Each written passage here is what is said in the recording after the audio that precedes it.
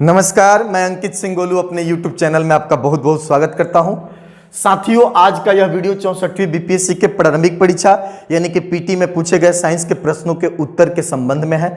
आज हम 64वीं बीपीएससी के साइंस में पूछे गए सभी प्रश्नों का बेहतरीन तरीके से सॉल्यूशन देंगे। हम आपको बता दें कि 64वीं बीपीएससी में कुल 20 प्रश्न साइंस सेक्शन से पूछे गए थे। हालांकि 65वीं और 66वीं बीपीएससी में साइंस सेक्शन से पूछे जाने वाले प्रश्नों की संख्या बढ़ा करके 30 कर दी गई है। यानी कि यदि बीपीएससी के पीटी में आपको रिजल्ट देना है, बीपीएससी क्वालिफाई करना है, तो उसके प्रारंभिक परीक्षा में साइंस जो है उसकी तैयारी आपको मजबूती से करना पड़ेगा, क्योंकि साइंस से पूछे जाने वाले प्रश्न की संख्या भी बढ़ रही है और साइंस का लेवल भी बढ़ रहा है। चलते हैं वीडियो में। उससे पहले हम आपको बता दें कि हम 2013 से 10+2 एयरफोर्स, नेवी एवं जेईई मेन जैसे परीक्षाओं की तैयारी करने वाले छात्रों को लगातार साइंस पढ़ाते आ रहे हैं। पहला प्रश्न हमारा है, निम्न में से किसका पीएच मान 7 है? तो ध्यान दीजिएगा, पहले ऑप्शन पर विचार करें, शुद्ध पानी यानी कि शुद्ध जल, इसका पीएच मान 7 होता है। उदासीन विलयन का भी पीएच मान 7 होता है। यदि उदासीन विलयन के बजाय यहाँ पर सामान्य लवण दिया गया रहता तो उसका भी पीएच मान 7 ही होता। उसके बाद क्षारीय विलयन का पीएच मान 7 से अधिक होता है। पीएच मान यानी कि पावर ऑफ हाइड्रोजन आयन की वैल्यू किसी भी विलयन, किसी भी घोल के भीतर। अम्ल का पीएच मान 7 से कम होता है। अम्ल का पीएच मान 7 से कम होता है। तो खूब ध्यान से यदि देखें तो पाएंगे कि ऑप्शन ए और ऑप्शन बी दोनों में पीएच मान 7 है, और प्रश्न भी पूछा गया है पीएच मान 7 किसका है, तो ए का भी है, बी का भी है। इस स्थिति में बीपीएससी का ई ऑप्शन रंगना पड़ेगा, उसको टिक करना पड़ेगा, क्योंकि ऑप्शन ई ये कहता है कि उपयुक्त में से कोई नहीं या उपयुक्त में से एक से अधिक। जब ऊपर के 4 विकल्पों में कोई विकल्प सही नहीं हो या उस 4 विकल्प में एक से ज्यादा विकल्प सही हो तो ई ऑप्शन को रंगा जाता है। ई ऑप्शन सत्य होता है, इसको टिक आउट किया जाता है। तो चलिए, हमारा आंसर हो जाएगा ई। दूसरा प्रश्न, निम्न तत्वों में से किसमें न्यूट्रॉन नहीं होता है? तो इसका पहला ऑप्शन है ऑक्सीजन। ऑक्सीजन की परमाणु संख्या 8 यानी कि एटॉमिक नंबर 8, और इसका द्रव्यमान संख्या यानी कि मास नंबर 16 होता है। परमाणु संख्या प्रोटॉन के संख्या के बराबर होता है। यदि किसी भी परमाणु के द्रव्यमान में से प्रोटॉन की संख्या को या परमाणु संख्या को घटा लिया जाए तो न्यूट्रॉन की संख्या पता हो जाती है। तो यहाँ पर यदि हम 16 में से 8 को घटाएंगे तो हमारे पास 8 प्राप्त होगा, तो ऑक्सीजन में न्यूट्रॉनों की संख्या 8 होगी। ठीक इसी प्रकार से यदि नाइट्रोजन को ले ले तो इसका परमाणु संख्या यानी कि एटॉमिक नंबर 7 होता है, और इसका द्रव्यमान संख्या जो होता है वो 15 होता है। तो यदि हम 15 में से 7 को घटाएंगे तो यहाँ पर भी यहाँ इसका द्रव्यमान संख्या इसके समस्थानिक का 15 होता है। ऐसे अधिकांश स्थिति में नाइट्रोजन का द्रव्यमान संख्या 14 ही होता है। तो 14 में से 7 को घटाएंगे, 14 में से 7 को घटाएंगे तो पाएंगे कि यहाँ पर भी कितना हो गया जी, 7। तो ऑक्सीजन में न्यूट्रॉन 8 है, और यदि नाइट्रोजन की बात करें तो इसमें न्यूट्रॉन कितना है, 7 है, क्योंकि द्रव्यमान संख्या 14, परमाणु संख्या 7। ठीक है, इसके एक समस्थानिक भी होता है जिसका परमाणु द्रव्यमान 15 होता है, वही यहाँ पर लिख दिए थे। ठीक है, तो समस्थानिक क्या होता है आगे के साइंस के टॉपिक में हम आपको जरूर पढ़ाएंगे। चलिए, हाइड्रोजन को देखते हैं। यदि हम हाइड्रोजन को देखें तो हाइड्रोजन का परमाणु संख्या भी 1 होता है, द्रव्यमान संख्या भी 1 होता है। द्रव्यमान संख्या को ऊपर लिखते हैं, परमाणु संख्या को नीचे लिखते हैं। तो इस स्थिति में जब 1 में से 1 को घटाया जाएगा तो 0 प्राप्त होगा। इसका मतलब हुआ कि हाइड्रोजन ऐसा परमाणु है जिसमें न्यूट्रॉन 0 होता है। न्यूट्रॉन 0 होने का अर्थ है कि इसमें न्यूट्रॉन नहीं पाया जाता है। तो आप फिर से एक बार गौर करेंगे, ऑक्सीजन का परमाणु संख्या 8, द्रव्यमान संख्या 16, 16 में से 8 घटाए तो न्यूट्रॉन 8 हो गया। नाइट्रोजन का परमाणु संख्या 7 और द्रव्यमान संख्या 14, 14 में से 7 को घटाए तो इसमें 7 न्यूट्रॉन प्राप्त हुआ। ठीक है, अब उसी प्रकार से हाइड्रोजन का द्रव्यमान संख्या भी 1.008 होता है, पूरा करेक्ट वैल्यू, तो लगभग 1 होता है, और इसका परमाणु संख्या भी 1 होता है। तो इसमें से 1 में से 1 को घटाने पर 0 प्राप्त हुआ। इसी प्रकार से तांबा, जिसे कॉपर कहते हैं, रासायनिक सूत्र Cu होता है। इसका परमाणु द्रव्यमान जो होगा वो 63.5 हो जाता है। परमाणु संख्या जो इसका होता है वो कॉपर का 29 हो जाता है। तो इसके पास भी न्यूट्रॉन होंगे। तो आपको याद रखना है कि संपूर्ण आवर्त सारणी का इकलौता तत्व हाइड्रोजन ही ऐसा है जिसके पास नाइट्रोजन नहीं होता है। और एक और जानकारी आपको बता दे कि बहुत सारे तत्वों के समस्थानिक पाए जाते हैं, लेकिन केवल हाइड्रोजन के समस्थानिकों का ही नामकरण किया गया है। ठीक है, तो समस्थानिक जहां पढ़ाएंगे वहां पर पढ़ाएंगे। तो आपने पाया कि इसका आंसर क्या हो जाएगा, सी। हाइड्रोजन ही इकलौता तत्व है जिसके पास न्यूट्रॉन नहीं होते हैं। ठीक है, अब आते हैं हम अगले क्वेश्चन पर। और अगले क्वेश्चन पर आने से पहले हम आपको बता दें कि नाइट्रोजन को चिप्स की थैली में भरा जाता है। क्यों चिप्स की थैली में भरा जाता है? क्योंकि ये बहुत ही कम क्रियाशील होता है, तो उसके भीतर के खाद्य पदार्थ को ऑक्सीकृत नहीं करता है। ऑक्सीकृत कर देगा तो उससे दुर्गंध आने लगेगा, वो खराब हो जाएगा, इसलिए उसमें नाइट्रोजन को भरा जाता है, ये उससे रिएक्शन नहीं कर पाता है। ठीक है, हाइड्रोजन को भविष्य का ईंधन भी कहा जाता है। तो ये सब कुछ अतिरिक्त जानकारी थी कि इसको चिप्स के थैली में भरेंगे, इसको भविष्य का ईंधन भी कहा जाता है। ठीक है, ऑक्सीजन जो है ये सांस लेने में काम करता है। यदि वायुमंडल में बात करें तो वायुमंडल में सबसे अधिक नाइट्रोजन है 78%, ऑक्सीजन है लगभग 21% दूसरे स्थान पर। तो ये कुछ अतिरिक्त जानकारी हो गई और हमारा आंसर हो गया सी। एंगस्ट्रम इकाई है। एंगस्ट्रम किसकी इकाई है? तो हम आपको बता दें कि एक एंगस्ट्रम में 10 का पावर -10 मीटर होता है। एक एंगस्ट्रम में 10 का पावर -10 मीटर होता है। इससे स्पष्ट होता है कि यहाँ पर मीटर है, और मीटर किसका मात्रक है? लंबाई का मात्रक है। और तरंग दैर्ध्य भी एक तरह की लंबाई होती है। 11वीं क्लास में ये पढ़ाई करना है तरंग दैर्ध्य के बारे में कि दो लगातार शीर्षों या दो लगातार गर्तों के बीच की दूरी को तरंग दैर्ध्य कहते हैं। किसी भी वैद्युत चुंबकीय तरंग या तरंग के संबंध में तरंग दैर्ध्य, आवृत्ति, इन सब टॉपिक का, इन सब भौतिक राशियों का अध्ययन करना होता है। तो याद रखेंगे तरंग दैर्ध्य एक प्रकार की लंबाई या एक प्रकार की दूरी होती है। तो इसीलिए एंगस्ट्रम जो है इसका मान 10 के पावर -10 मीटर होता है, मतलब ये लंबाई का मात्रक है, यानी कि यहाँ पर तरंग दैर्ध्य का मात्रक एंगस्ट्रम हो जाएगा। तो ये आंसर हो गया। अगर आवृत्ति बात करें तो आवृत्ति का जो मात्रक होता है इसको हर्ट्ज कहते हैं। ठीक है, और उसको सेकेंड इनवर्स भी कहा जाता है। सेकेंड इनवर्स मतलब 1/सेकेंड। तो याद रखेंगे आवृत्ति का ऐसे ही मात्रक हर्ट्ज होता है। 65वीं बीपीएससी के परीक्षा में भी ये प्रश्न संभवतः पूछा गया है, और इसको सेकेंड इनवर्स भी कहा जा सकता है। ठीक है, यदि बी ऑप्शन की बात करें तो यहाँ पर बी ऑप्शन है ऊर्जा। तो ऊर्जा का ऐसे ही मात्रक जूल होता है। ऊर्जा का ऐसे ही मात्रक जूल होता है। ठीक है, और वेग का ऐसे ही मात्रक मीटर प्रति सेकेंड होता है। तो खूब ध्यान से देखें तो तरंग दैर्ध्य का ऐसा ही मात्रक मीटर होगा, और एंगस्ट्रम भी 10 के पावर -10 मीटर को व्यक्त करता है, यानी कि लंबाई को व्यक्त करता है। तो ए हो गया आंसर। आवृत्ति यानी कि हर्ट्ज जिसका मात्रक है सेकेंड इनवर्स। अगर ऊर्जा की बात करें तो जूल, और वेग की बात करें तो मीटर प्रति सेकेंड। अब आते हैं अगले प्रश्न की तरफ। आवृत्ति को नापा जाता है, तो आवृत्ति को किस में नापा जाता है जी? आवृत्ति को नापा जाता है हर्ट्ज में। ठीक है, उसके अलावा मीटर प्रति सेकेंड अभी आपको बताएं कि वेग या चाल का मात्रक है मीटर प्रति सेकेंड। ठीक है, रेडियन में एंगल को व्यक्त किया जाता है, कुछ भौतिक कोणों को व्यक्त किया जाता है, जिसको आगे आपको पढ़ना होगा। वाट जो है विद्युत शक्ति का ऐसे ही मात्रक है। तो ये हो गया विद्युत शक्ति का, ये हो गया वेग अथवा चाल का, और ये हो गया आवृत्ति का। तो ये तीनों इंपॉर्टेंट है, रेडियन वगैरह भी पूछा जा सकता है। अब 5वें प्रश्न को देखते हैं। यहाँ पर कह रहा है डीएनए की खोज किसने की?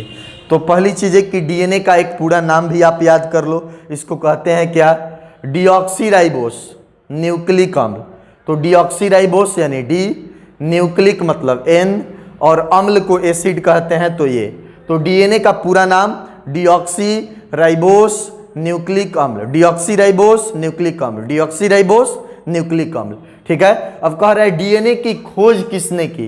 तो डीएनए की खोज जो की गई थी इसमें ऑप्शन ए आप याद रखेंगे, जेम्स वाटसन और फ्रांसिस क्रिक के द्वारा किया गया था। इसके लिए 1961 में इन लोगों को नोबेल पुरस्कार भी मिला था। हालांकि 1951 के आसपास ही इन लोगों ने इसकी खोज कर दी थी। ठीक है, अगर ग्रेगर मेंडल की बात करें तो इसमें आप नोट कर सकते हैं कि इनको आनुवांशिकता का पिता कहा जाता है। मटर के पौधे पर आनुवांशिकता का जो प्रयोग था इन्होंने किया था।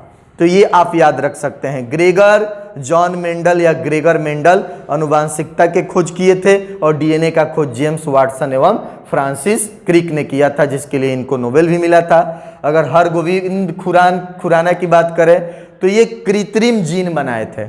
कृत्रिम जीन का आविष्कार किसने किया था? हरगोविंद खुराना। ठीक है, और सी में जोहान्स ऑप्शन है, लेकिन ये तीनों आप याद रखेंगे।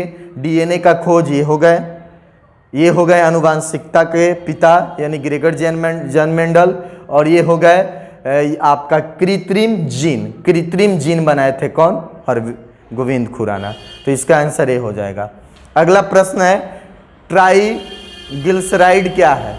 तो ध्यान दीजिए, यह एक प्रकार का वसा है। और इसके अलावा एक और प्रश्न पूछा जा सकता है कि कोलेस्ट्रॉल क्या है? तो कोलेस्ट्रॉल भी एक प्रकार का वसा है जो जीव जंतुओं के शरीर में बनता है, पाया जाता है। इसकी अधिकता हो जाना हानिकारक है। तो एक लिमिट में, एक संतुलन में हमारे शरीर के भीतर रहता है, तो बहुत सारे कार्यों को संपादित कराने में सहायता करता है।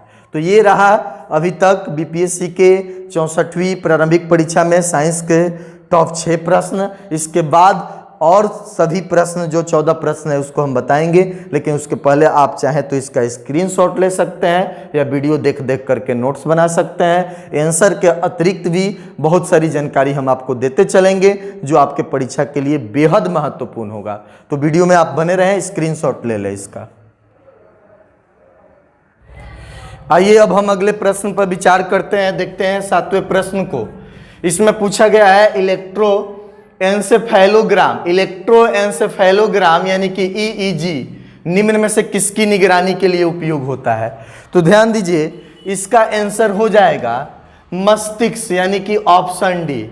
इलेक्ट्रोएन्सेफेलोग्राम जो है, ईईजी है, ये मस्तिष्क के गतिविधियों को माफ करके, मस्तिष्क के गतिविधियों को माफ करके और यह पता लगाता है कि किसी व्यक्ति का मानसिक स्थिति सामान्य है कि असामान्य है। मानसिक संतुलन का मापतोल करता है। तो इसमें आपका आंसर हो जाएगा डी यानी कि मस्तिष्क। उसी प्रकार से आप याद रखेंगे यकृत जो है हमारे शरीर की सबसे बड़ी ग्रंथि है, और सबसे लंबी ग्रंथि की बात करें तो छोटी आंत, और सबसे बड़ी ग्रंथि की बात करें तो यकृत, जिसको लीवर भी कहा जाता है। इसका वजन एक स्वस्थ मनुष्य के शरीर में करीब 1.5 kg होता है। हृदय की बात करें तो ये शरीर में रक्त को पंप करने का काम करता है। तो हृदय क्या है जी? तो हृदय रक्त को पंप करने का काम करने वाला ये ग्रंथि है। अग्नाशय अमाशय के पास होता है जो भोजन पचाने में सहायता करता है। तो इस प्रश्न का मतलब आप समझ गए, उत्तर समझ गए, मस्तिष्क होगा। यह ईईजी मस्तिष्क के संतुलन को ही माप करके बताता है कि सामान्य है कि असामान्य है, मानसिक स्थिति है या मानसिक स्थिति में कोई दिक्कत है। अगला प्रश्न, शरीर का ताप नियंत्रित करता है। तो इसमें हाइपोथैलेमस इसका आंसर हो जाएगा। ये शरीर के ताप को कंट्रोल करता है। बायो के भीतर पढ़ना है तो इसको याद करना पड़ेगा। इसको जरूर याद कर लीजिएगा क्योंकि ये महत्वपूर्ण प्रश्न है। अब आते हैं अगले प्रश्न में, सही कथन चुने। इसमें 4 विकल्प दिया है। पहला विकल्प देखते हैं। इसमें कह रहा है लाल प्रकाश का तरंग दैर्ध्य बैंगनी प्रकाश के तरंग दैर्ध्य से कम होता है। तो सबसे पहले प्रकाश के अलग अलग रंगों के लिए तरंग दैर्ध्य का मान अलग अलग होता है। उसके लिए एक याद करने का छोटा सा तरीका है, उसको आप इस प्रकार से अपना सकते हैं।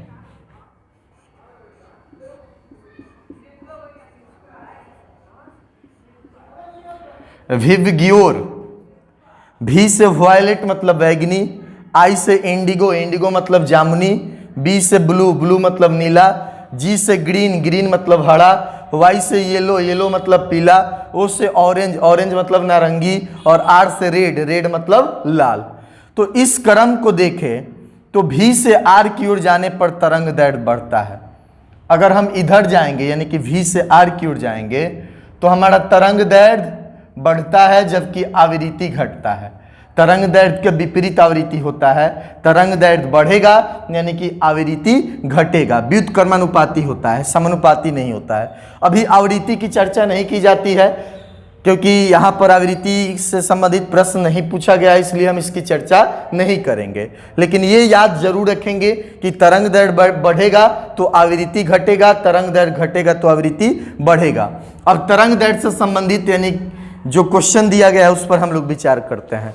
तो ध्यान दीजिएगा, इसमें आप समझ गए कि V की ओर तरंग दैर्ध्य कम और R की ओर तरंग दैर्ध्य अधिक। सबसे कम वायलेट यानी कि बैगनी का तरंग दैर्ध्य होता है और सबसे अधिक लाल का होता है। तो पहले विकल्प को देखिए, कह रहा है लाल प्रकाश का तरंग दैर्ध्य बैगनी प्रकाश से कम होता है।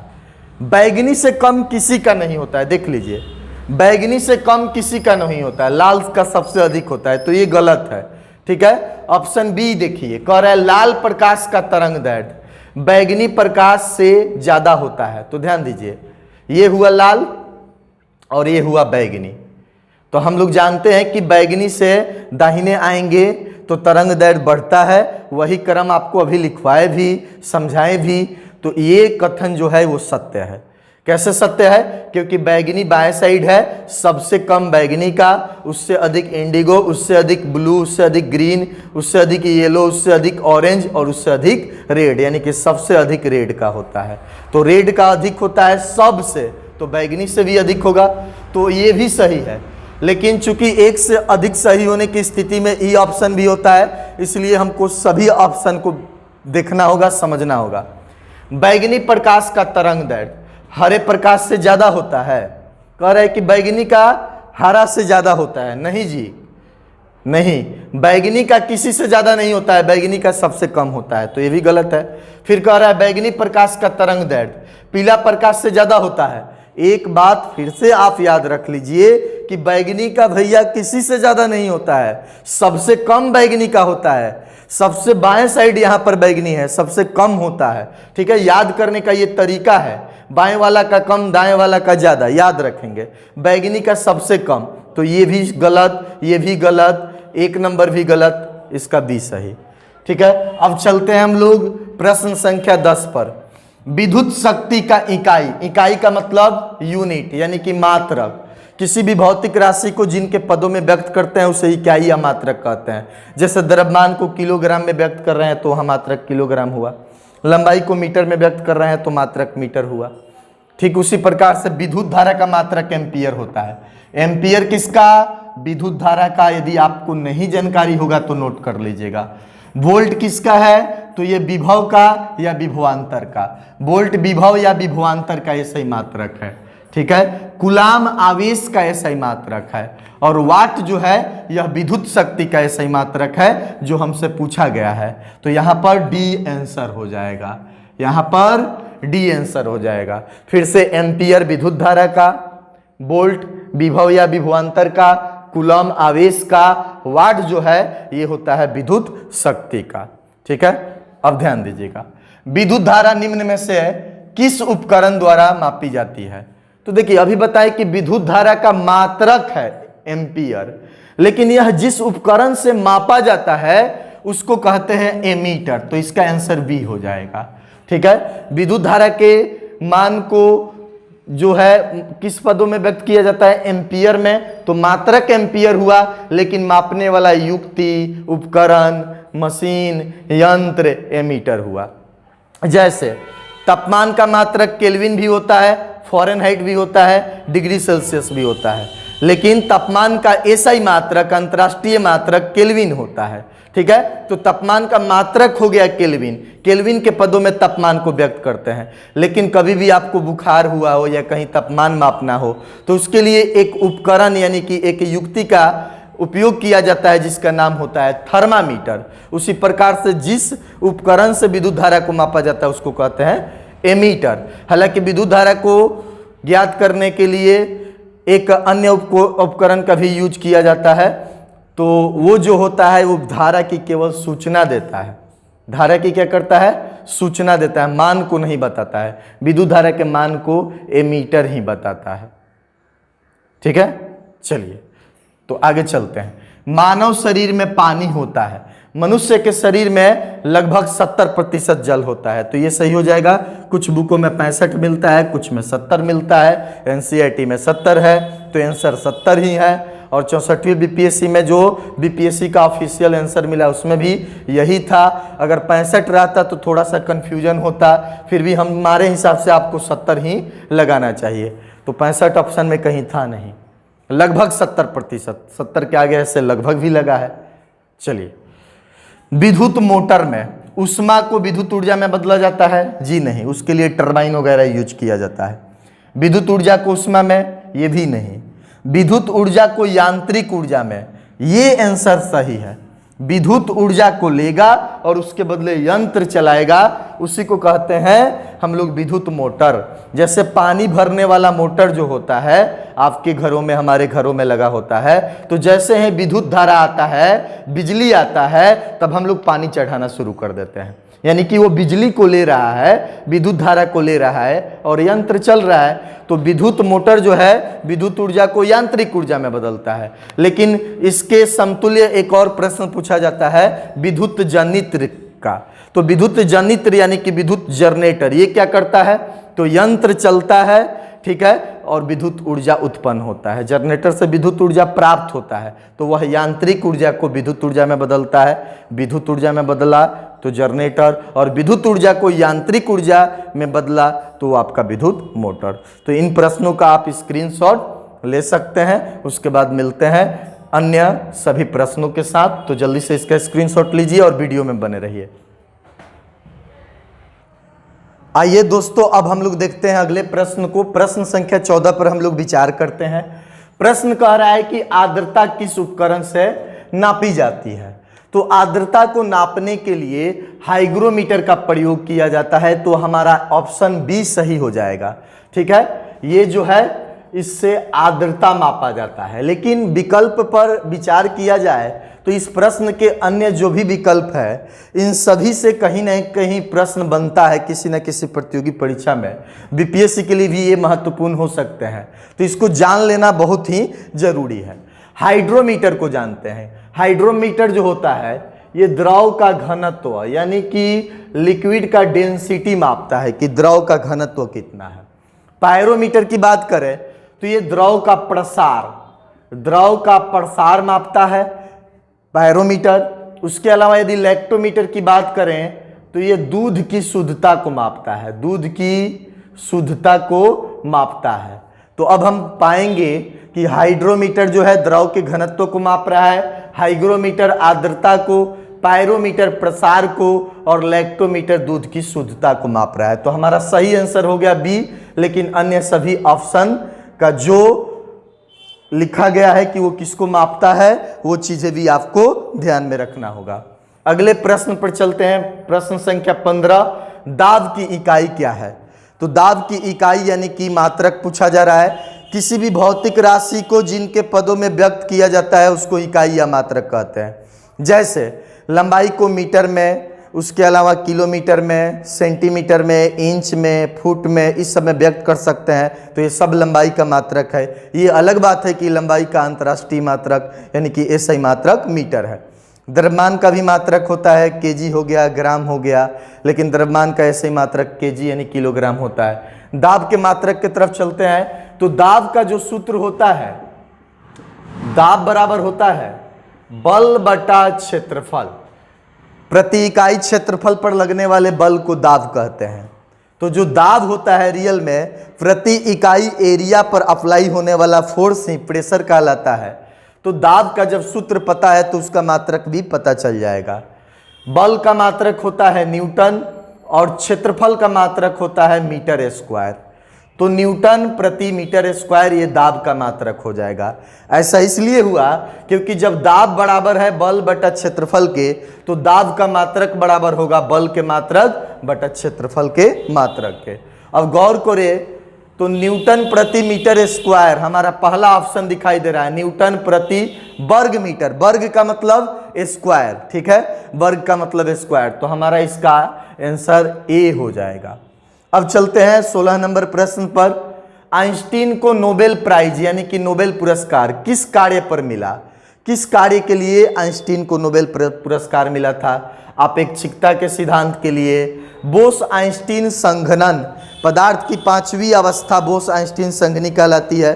3 तो ठोस, द्रव, गैस, चतुर्थ अवस्था को प्लाज्मा अवस्था कहते हैं और पांचवी अवस्था को बोस आइंस्टीन संघनी कहते हैं। तो क्या इसके लिए मिला था? या संहति एवं ऊर्जा तुल्यता, संहति का मतलब होता है द्रव्यमान, तो द्रव्यमान एवं ऊर्जा का तुल्यता या सिद्धांत हम लोग E बराबर mc² पढ़ते हैं, तो क्या उसके लिए मिला था? या प्रकाश विद्युत प्रभाव के लिए मिला था? तो 1921 ईस्वी में प्रकाश विद्युत प्रभाव के लिए ही आइंस्टीन को नोबेल पुरस्कार मिला था, तो ये याद रखेंगे, ठीक है। अब चलते हैं अगले प्रश्न पर। ग्रीन हाउस गैस में मुख्य घटक है, पहले जानते हैं ग्रीन हाउस गैस होता क्या है। ग्रीन हाउस गैस को हिंदी में हरित गृह गैस भी कहते हैं। ग्रीन हाउस गैसों का अपना एक प्रभाव होता है जिसको हरित गृह प्रभाव के नाम से जाना जाता है। तो ग्रीन हाउस गैस वैसी गैस होती है जो ऊष्मा का अवशोषण अधिक करती है किंतु उत्सर्जन कम करती है, जिसके कारण भूमंडलीय ताप में वृद्धि हो जाता है। भूमंडल पर यानी कि जमीन वाले एरिया में गर्मी बढ़ जाता है। ये जीवन के लिए अनुकूल नहीं है, इसका संतुलन होना आवश्यक है। अत्यधिक गर्मी जीवन के लिए, जंतुओं के लिए सही नहीं है। तो ग्रीन हाउस गैस जो होता है उसमें जैसे कि मोटर कार, मोटर वाहन या अन्य अलग अलग जो इलेक्ट्रिकल डिवाइस होते हैं जो कि जीवाश्म ईंधन जो जमीन के नीचे से प्राप्त किए जाते हैं, कोयला, पेट्रोल, डीजल, किरोसिन, ये सब ईंधन जीवाश्म ईंधन कहलाता है। इन ईंधनों के जलाने से जो धुआं उत्सर्जित होता है उसमें carbon dioxide, carbon monoxide, nitrous oxide, ozone, उसके अलावा जलवाष्प, बहुत सारी गैसें उत्सर्जित होती है। लेकिन जो गैसें बहुत हानिकारक होती हैं, जो ताप को क्या कर लेती है जी, रोक करके रख लेती है, उत्सर्जित कम होने देती है, अवशोषित कर लेती है, उनको ग्रीन हाउस गैस कहा जाता है। और ग्रीन हाउस गैसों में सबसे प्रमुख कार्बन डाइऑक्साइड यानी कि CO2 होता है। लेकिन यहाँ पर पूछा गया है कि ग्रीन हाउस गैस के मुख्य घटक, तो CO2 भी है ऑप्शन में, मेथेन भी है, नाइट्रस ऑक्साइड भी है, ओजोन भी है, ये सभी ऑप्शन सत्य है। और बीपीएससी के द्वारा ई ऑप्शन आंसर की में, ऑफिशियल आंसर की में दिया गया था, इसीलिए इसका आंसर ई लगाना ही उचित है, क्योंकि हम लोगों को क्वेश्चन को सत्य करना है। और ऐसे भी CO2 की मात्रा सर्वाधिक होती है, लेकिन मेथेन और नाइट्रस ऑक्साइड की भी मात्रा ग्रीन हाउस गैस में कम नहीं है, इसकी भी मात्रा अधिक है। तो सबसे अधिक CO2, लेकिन मुख्य घटक में इनमें से एक से अधिक आंसर हो जाएगा, तो हमारा आंसर यहां पर ई हो जाएगा, ठीक है। चलते हैं अगले प्रश्न की तरफ। क्वेश्चन नंबर 18, कोशिका की शक्ति स्रोत क्या है? देखिए, जितने भी जीव जंतु हैं, चाहे वो पादप यानी कि पेड़ पौधे हो या कोई जानवर हो, मानव हो, सभी का जो शरीर है अंगों से मिलकर के बना है। और अंग जो है ऊतकों से मिलकर के बना है और ऊतक कोशिकाओं से मिलकर के बना है। तो कोशिका जीवन की क्रियात्मक एवं संरचनात्मक इकाई होती है। क्रियात्मक एवं संरचनात्मक इकाई होती है, उसी को कोशिका कहते हैं। जैसे ईंट से मिल करके मकान बनता है, वैसे ही कोशिका से मिल करके जीव जंतु का बॉडी बनता है। जो जीव जितना ही बड़ा होता है उसमें कोशिकाओं की संख्या उतना ही अधिक होती है। तो कोशिका का शक्ति स्रोत क्या है? स्रोत मतलब कि कौन सा स्रोत है जो कोशिका को शक्ति देता है? तो हो जाएगा माइटोकॉन्ड्रिया। सीधे सीधे याद कर लेना है, महत्वपूर्ण प्रश्न है। एड्स निम्न कारणों में से किसके द्वारा होता है? 19 नंबर प्रश्न। तो ये जो एड्स होता है, एड्स नामक बीमारी, ये जीवाणु यानी बैक्टीरिया के कारण नहीं होता है, ये होता है विषाणु यानी कि वायरस के कारण ये बीमारी होता है। तो इसका आंसर हो जाएगा सी। अब आते हैं एक अंतिम प्रश्न, 20वें प्रश्न पर। ये न्यूमेरिकल टाइप प्रश्न है। कह रहा है 40 डिग्री सेल्सियस का मान फ़ारेनहाइट में होगा। फ़ारेनहाइट पैमाना में कितना मान होगा डिग्री सेल्सियस अगर 40 डिग्री सेल्सियस है? तो हम लोग जानते हैं ताप का मात्रक केल्विन भी होता है, ताप का मात्रक डिग्री सेल्सियस भी होता है और ताप का मात्रक फ़ारेनहाइट भी होता है। लेकिन यदि डिग्री सेल्सियस का मान दिया गया हो और उसको केल्विन में बदलना हो तो दिए गए मान में 273.15 को जोड़ दिया जाता है, या लगभग में 273 को भी जोड़ सकते हैं। यदि केल्विन का मान दिया हो, टेम्परेचर केल्विन में दिया गया हो और डिग्री सेल्सियस में पूछे, तो दिए गए मान में से 273.15 को घटा लेते हैं या लगभग में 273 को घटा लेते हैं। ठीक है, तो केल्विन दिया हो सेल्सियस में बदलना हो तो घटाएंगे 273, और सेल्सियस दिया हो केल्विन में बदलना हो तो 273 जोड़ेंगे।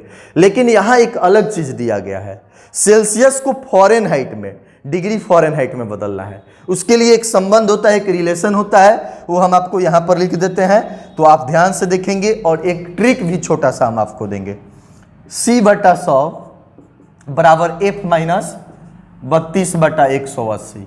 ये रिलेशन होता है, इसमें C भी है F भी है। C का मान दिया हो तो F आ जाएगा तिर्यक गुना करके या कैलकुलेशन करके, या F का मान दिया हो तो C आ जाएगा।